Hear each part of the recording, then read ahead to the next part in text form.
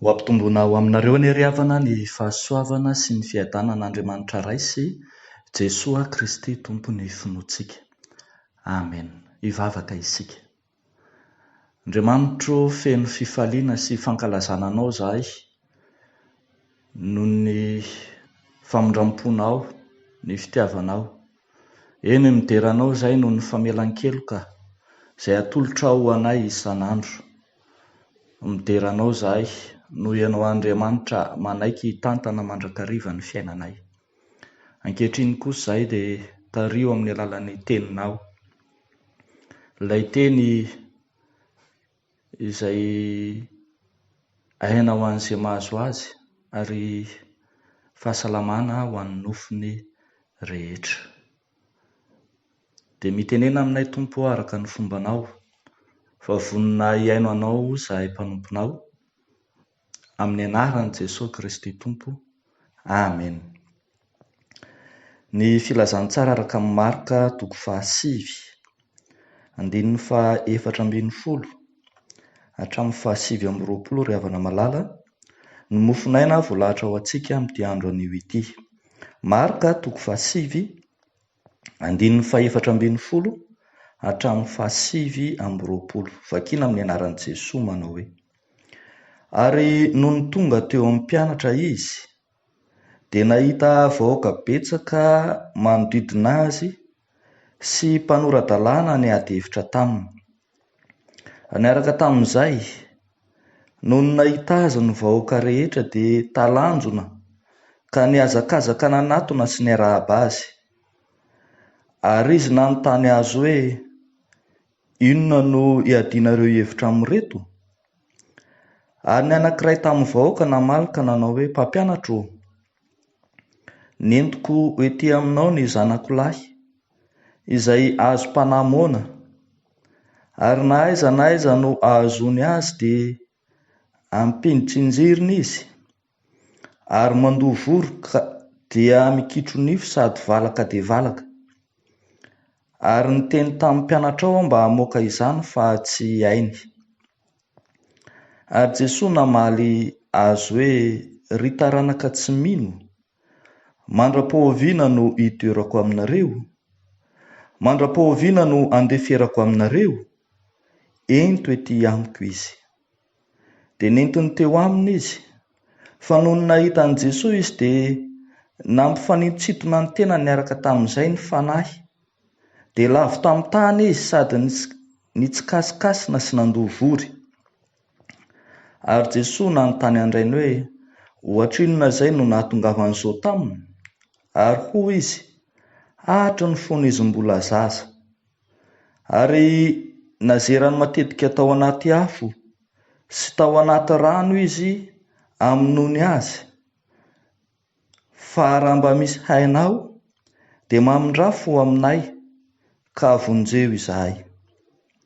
Fa hoy Jesosy taminy: hainao hoe ny zavatra rehetra dia hain'ny mino. Ary niaraka tamin'izay dia niantso ny rain-jazalahy ka nanao hoe: mino aho, vonjeo aho ho afaka amin'ny tsy finoko. Ary noho ny hitan'i Jesosy fa niazakazaka nanatona azy ny vahoaka, dia niteny mafy ny fanahy maloto izy ka nanao taminy hoe: ry fanahy moana sy marenina, izao mandidy ianao mivoaha aminy, ka aza miditra ao anatiny intsony. Ary rehefa ninananana izy sady nampifanitsitona mafy ilay zazalahy, dia nivoaka taminy, ary rehefa toy ny maty ka dia nataony maro hoe maty. Fa Jesosy nandray ny tanany ka nanarina azy, dia nitsangana izy. Ary rehefa tonga tao an-trano Jesosy dia nanontany azy mangingina ny mpianany nanao hoe: izahay tsy nahavoaka azy? Ary hoy izy taminy: iny karazana iny tsy mba azo avoaka na amin'inona na amin'inona, fa tsy amin'ny fivavahana ihany. Ray Masino, manamasinana amin'ny fahamarinana, ny teninao no fahamarinana. Ny andininy 4:20, Ary niaraka tamin'izay dia niantso ny rain-jazalahy ka nanao hoe: mino aho, vonjeo aho ho afaka amin'ny tsy finoko. Mino aho, vonjeo aho ho afaka amin'ny tsy finoko. Ravako malala, eo anoloan'ny olana goavana ity rain-jazalahy ity, fa demoniaka efa hatramin'ny fonom-bola zaza ny zanany. Ary valaketraka izy satria sady tsy vitany marary ny zanany fa manimba fiarahamonina, sarotra fehezina, fa ireo izay nidododony koa tsy nahavaolana azy. Eto anoloan'i Jesoa izy dia miteny mazava amin'izay manao hoe: mino aho, vonjeo aho, ho afaka amin'ny tsy finoko. Ravako malala, taratritsika eto ny fanalahidin'ny famonjena dia ny finoana. Ny finoana no fanalahidin'ny famonjena. Ary mahakasika izay finoana izay dia misy zavatra roa loha tokony ho resahantsika mazava tsara. Ny voalohany, ny finoana an'i Jesoa no mahavonjy.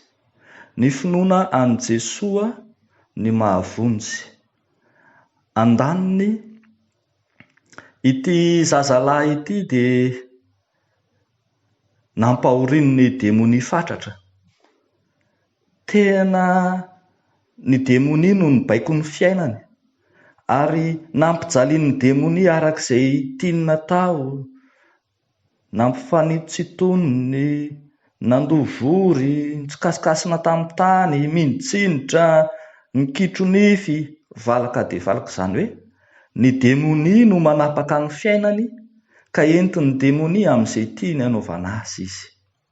Fa rehefa tonga eo amin'ny dingan'ny finoana kosa ilay rain'ilay zazalahy, dia mazava zany fa mino an Jesoa sy ny heriny izy, ny herin'i Jesoa izay inono fa mihoatra noho ny herin'ny demonia ka afaka mampitony sy mampitsahatra ny tabataba-ny demonia sy ny asa ratsiny rehetra. Inony rain'ilay zazalahy fa i Jesoa izay eo anoloany dia Jesoa mahavaolana, Jesoa izay mampitony ny tebiteby sy ny fahoriany tamin'ny fanjakan'ny demonia tao amin'ny zanany. Jesoa mihoatra lavitra noho ny demonia sy ny heriny no hitantsika eto. Fa etsak'ilany koa dia ambara fa niady hevitra tamin'ny mpanoran-dalàna ny vahoaka, ary rain-jazalahy dia efa niteny fa efa mitondra ity zanany demoniaka tany amin'ny mpianatra. Eto dia ambara fa i Jesoa izay inony, izay ataony mihitsy eto hoe mpampianatra, dia mihoatra noho ny fahefan'ny mpianatra, ary mihoatra noho ny fahefan'ny mpanora-dalàna izay malady sy havanana amin'ny fahalalana ratsoratra masina. Noho izany ambara fa ilay teniny hoe mino aho dia mino ny Andriamanitra ny Jesoa, izay mihoatra lavitra noho ny fampianaran'ny mpanora-dalàna, mihoatra lavitra noho ny fampianaran'ny mpianatra Jesoa koa aza.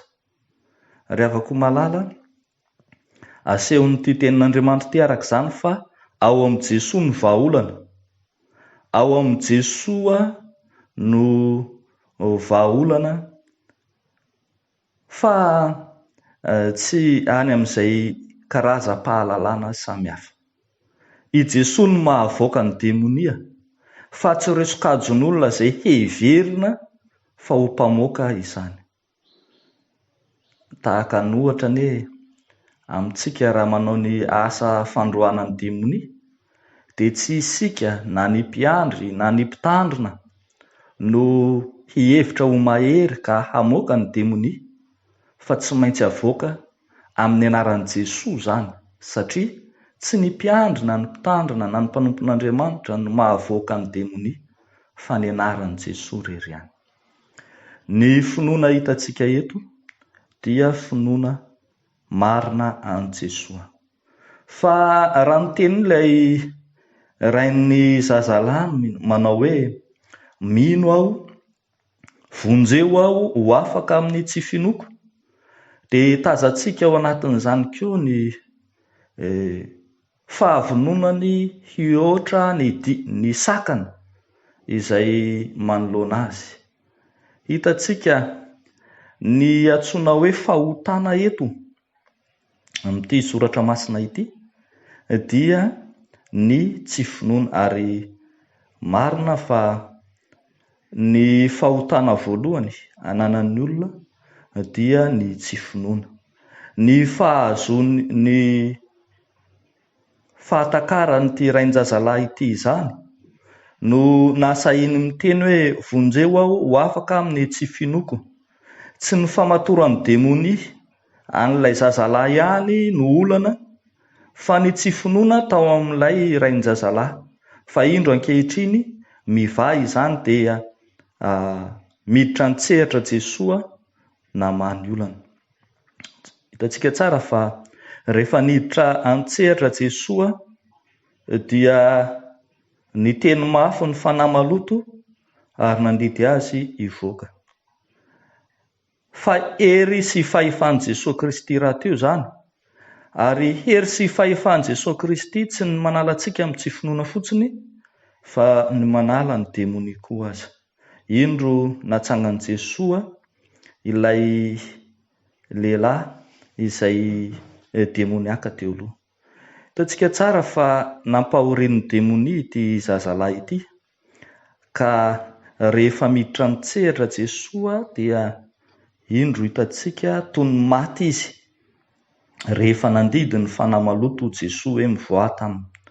Hitan'ny olona rehetra fa toy ny maty, marina kokoa. Tsy maintsy manaiky ho faty ny amin'ny fahotana isika, tsy maintsy manaiky ho faty manaiky ho faty ny amin'ny demonia izay mibaiko ho atsika, manaiky ho faty amin'ny fahotana mba ho atsangana sy ho velomin'i Jesosy indray. Ny zava-dehibe zany eto ry havana dia izao: novonoana tao amin'i Jesosy ilay tsy finoana, novonoana tao amin'i Jesosy ilay fampahorian'ny demonia, ka natsangana tao aminy mba hahatonga azy hanana fiainana vaovao, hanana fitsanganana vaovao, mitondra identité vaovao indray ho amin'ny fiainany ho avy rehetra. Ny epistily nosoratan'i Jaona ry havana malala dia miteny any amin'ny Jaona voalohany toko 5, ny 1:1 dia miteny fa izay rehetra mino fa Jesosy ny Kristy no naterak'Andriamanitra. Mazava zany fa fanalahidin'ny finoana, fanalahidin'ny finoana ny miala amin'ny tsy finoana. Izany hoe ny finoanan'i Jesosy no fanalahidin'ny famonjena ho antsika tsiraray avy. Ry havako malala ao amin'ny Tompo, mazava araka izany ny anjara toeran'ny finoana kristianina, ny finoana an' Jesosy marina tokoa. Be dia be ny olona no milaza fa izy anie tsy mangalatra, tsy mamono olona, tsy manao asa ratsy, indraindray ary toa tenenina mihitsy fa manao asa soa. Ka inona moa ny olana na tsy mivavaka ary izy?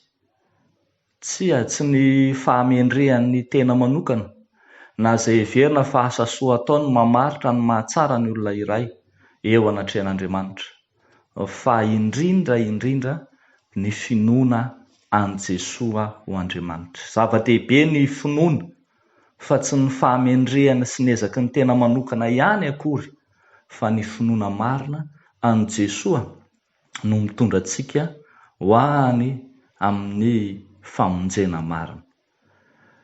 Andeha antsika ry havako hiombona amin'ity raim-pianakaviana iray ity, hanao fanambaram-pinoana manao hoe mino aho, vonjeo aho afaka amin'ny tsy finoko, te hilaza fa ny fahotana voalohany izay nananany dia ny tsy finoana, ary Jesosy Kristy Tompo no vahaolana ho amin'izany. Dia ho an'Andriamanitra irery ny voninahitra, amintsika kosa ny tenin'Andriamanitra. Amen.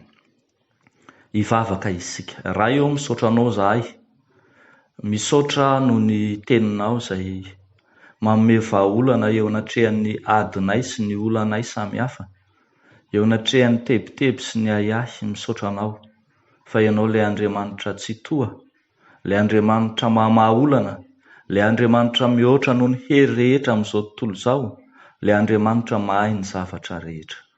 Ankehitriny ary izahay dia mametraka eo ambany fahasoavanao, ny tantananao ireo olona marobe izay tsy ao anatin'ny finoananao, na ireo izay mino fa misalasala. Tompo, vangio amin'indra fonao, tsy mangina fa tsaronay ny teninao hoe indro mitsangana eo am-baravarana ka mandondona, raha misy mihaino feo ka mamono varavarana dia hiditra ao aminy aho. Dia amin'ny anaranao Jesosy Kristy Tompo mahavonjy no anaovanay sy angatanay izany vavaka izany. Amen.